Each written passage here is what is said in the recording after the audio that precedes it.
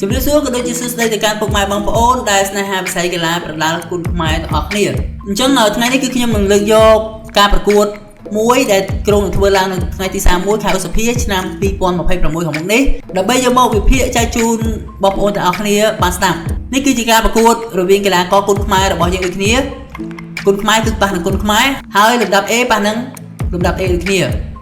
គឺជាការប្រកួតរវាងកីឡាករធុនស៊ីហុងដែលត្រូវប៉ះគ្នាជាមួយនឹងកីឡាករអ្នកលេងចិត្តសាស្ត្របឺសង្ឃឹមចំពោះសមត្ថភាពរបស់កីឡាករធុនស៊ីហុងគឺជាកីឡាករមួយដែលល្អពេញឡើងអាយុនៅក្មេងសមត្ថភាពវាយកាត់ម៉ាត់ធ្ងន់ទាត់គឺមានមួយកំ plei ជង្គង់ក៏មានម៉ាត់ក៏មានកែងក៏មាននិយាយចំទៅគឺមកល្អទាំងព្រមបើតាមការមើលការប្រកួតកន្លងមករបស់ខ្ញុំអញ្ចឹងតេតងជាមួយនឹងសមត្ថភាពរបស់គាត់គឺល្អខ្លាំងអ្វីដែលពិសេសគឺគាត់អត់អស់ទឹកអញ្ចឹងតេតងជាមួយនឹងកីឡាករគុណខ្មែររបស់យើងមួយចំនួនធំ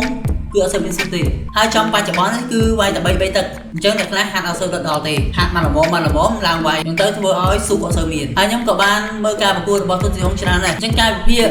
ទៅលើសមត្ថភាពរបស់ធុនស៊ីហុងគឺមានត្រឹមតែប៉ុណ្្នឹងទេអត់មានច្រើនទេគឺគាត់ល្អអស់ហើយអញ្ចឹងឥឡូវយើងមកកលេចមើលសមត្ថភាពរបស់កីឡាករបឺសង្ឃឹមម្ដងអញ្ចឹងបងប្អូនប្រកាសជាស្គាល់ហើយកីឡាករបឺសង្ឃឹមគឺជាកីឡាករបែបណាវាយទម្រង់បែបណាអញ្ចឹងយើងដឹងទាំងអស់គ្នាគឺគាត់ជាកីឡាករក្បាច់ហើយពីរនេះគឺក្បាច់ដូចគ្នាទេគ្រាន់តែថា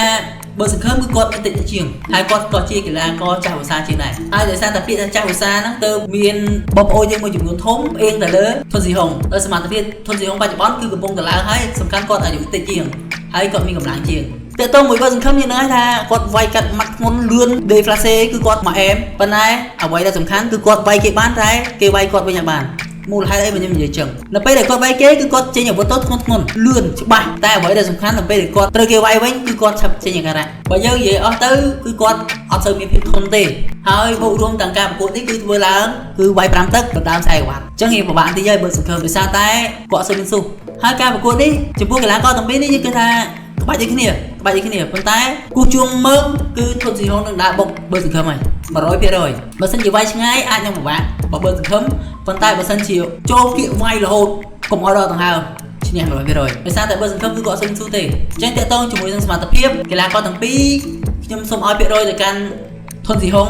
55% ឲ្យទៅកាន់កីឡាករបើសង្ឃឹម 45% អញ្ចឹងតើតើជាមួយនឹងសមត្ថភាពរបស់កីឡាករទាំងពីរគឺខ្ញុំបានវិភាគហើយអញ្ចឹងបើសិនជាបងប្អូនស្ដាប់ហើយមានមតិជួយតម្លាក់ comment នៅក្រោមវីដេអូនឹងផងដើម្បី